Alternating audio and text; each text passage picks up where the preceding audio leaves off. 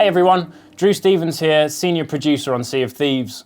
With Joe, the talent neat, out at TwitchCon this week and visiting some of our Xbox team, I'll be standing in for this week's dev update. So this week sees our Forsaken Shores campaign drawn to a close. So our time-limited cosmetics, the Forsaken Shores weapon set and ship set, are now back in the vault. But the content around Devil's Roar is still going to be available to players. You can still explore the islands and understand some of the secrets around the crews that got left there. You can still earn the commendations and earn the doubloon rewards, or purchase some of the awesome Kraken and Crab set clothing out in the Devil's Roar. Next up, our new Build Rat adventure, Festival of the Damned, is going to be available from today. Players visiting the Ferry of the Damned will find a well of fates floating mysteriously on the ferry.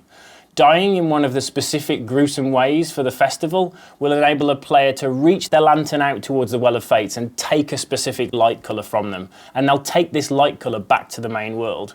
Make sure you talk to the ferryman while you're on the ferry as well before you come back to the real world. Bringing these new lantern colours back to the world, you can light your ship lanterns in various different colours. There's even a commendation for making your party boat. You can also go and find 12 new beacons that we've placed out in the world. Some are in easy to find locations, some are in hard locations, but you'll need to raise your lantern and light those new beacons. As part of the Festival of the Damned, there's a range of commendations for players to go and unlock, and there's some cool new cosmetics as well for players.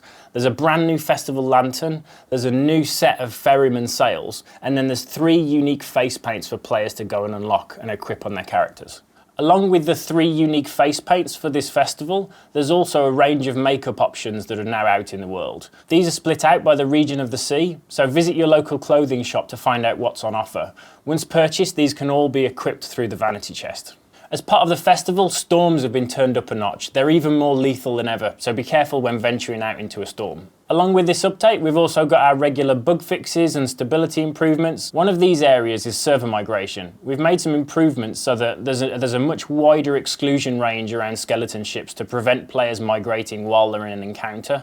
And then also, after the encounter finishes, if players migrate and there's treasure still floating around in the water, you'll still be able to pick that up after migration. So some really nice bug fixes around server migration. And finally, Eye of Reach. We've made some improvements based on your player feedback around the reload speed.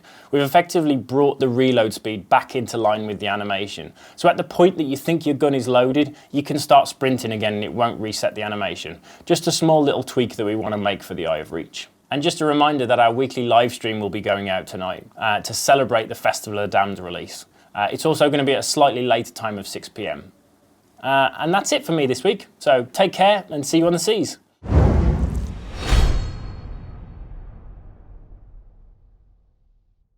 Thank you very much for watching. If you want to stay up to date with everything Sea of Thieves, then subscribe to our channel and click that little ship's bell for all those notifications. Cheers. Don't worry, I'll just wait here. I'm not doing much anyway. Couple of good videos there if you want to watch.